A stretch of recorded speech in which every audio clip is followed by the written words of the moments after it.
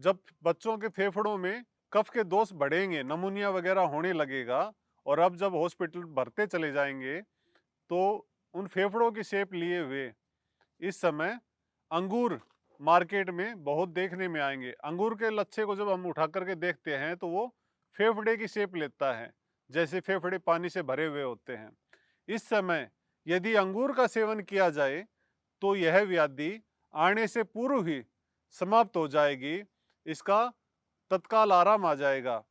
इसी अंगूर से हमारे पूर्वजों ने मुनक्का का निर्माण किया, उसे सुखा करके मुनक्का बनाई, और उस मुनक्का का सेवन यदि कर लिया जाए तो नमूनिया व इस समय आने वाले सर्दी जुकाम के साथ वायरल फीवर की चिकित्सा उन्होंने हमें इस रूप में दी है। यदि बच्चों में नमूनिया आ ही गया हो तो उसके लिए हमारे ऋषियों ने तिरकुटा को निर्धारित किया। तिरकुटा जिसमें 3 चीजें समभाग मिली होती हैं, सौंठ, पीपल और काली मिर्च।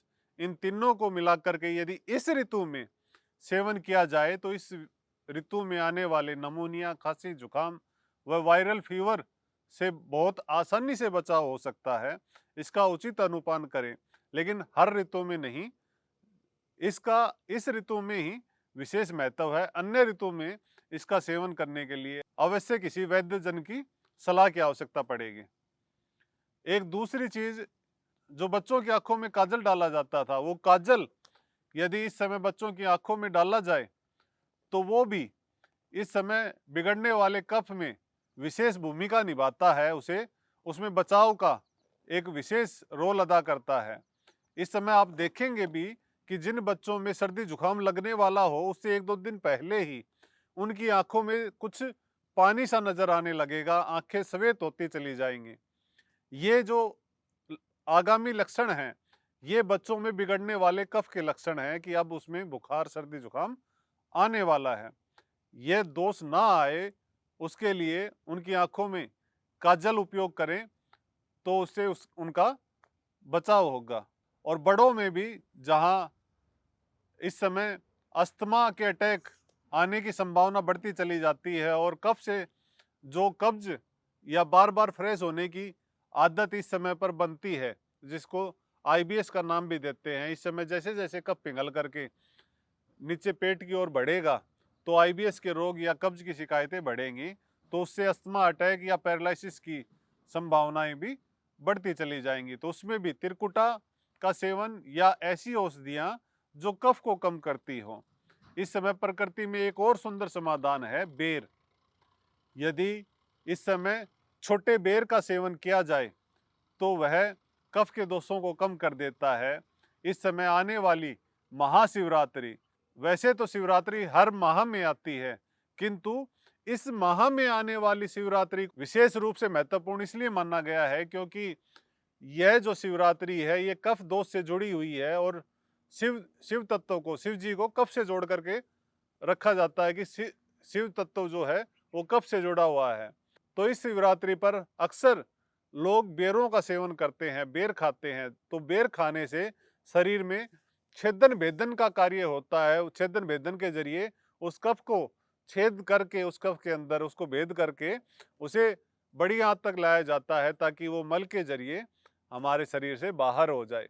इस समय आप देखेंगे कि जिन बहनों में ट्यूब ब्लॉक की समस्या है, जिसके कारण उनको गर्भ नहीं ठहरता, या जिसके कारण उनके पीरियड्स होने से 2-3 दिन पहले ही उनके नड़ों में जो भारी पेन उठने लगता है, भारी दर्द होने लगता है, वो जो ट्यूब ब्लॉक की समस्या है वो इस समय और अधिक बढ़ जाती है, क्योंकि कफ का दूषितता इस समय शरीर में बढ़ रही है। तो उसे समाप्त करने के लिए बेर एक विशेष औषधि है। यदि इस समय बेर का सेवन कर लिया जाए और लगभग हर आगामी वसंत ऋतु के अवसर पर या शिवरात्रि पर या महाशिवरात्रि पर बेर का सेवन किया जाए तो यह बेर का सेवन उस ट्यूब ब्लॉक को पूर्णतः समाप्त कर सकता है, जिसका शायद आज तक किसी ऑपरेशन या किसी अन्य दवा से चिकित्सा का समाधान नहीं है। लेकिन आयुर्वेद में इसके बहुत सारे समाधान हैं, लेकिन हमारी परंपराओं में बेर इतना सुंदर समाधान निकल करके आता है कि यदि इस समय बेर का सेवन हो जाए तो धीरे धीरे जो बच्चे बचपन से ही बेर का सेवन करते आ रहे हैं उनमें ट्यूब ब्लॉक होने की संभावना लगभग समाप्त हो जाती है। तो इसलिए कफ के बिगड़ते हुए इस समय में बेर और अंगूर का भरपूर सेवन करें। कफ दोष को बढ़ाने वाली चीजें जैसे मीठा है, पत्तेदार सब्जियां हैं, जिस तरीके से दूध और दही का सेवन या चिकनाई का सेवन कुछ कम करते हुए लेके आए, तो भी इस मौसम के जितने रोग हैं उनसे आसानी से बचाव हो जाएगा। इस समय पर आंखें आना बहुत देखने में आएंगे आगे भविष्य में। निकट भविष्य में हमें पेट में कीड़ों की समस्या बच्चों के अंदर बहुत देखने में आएगी।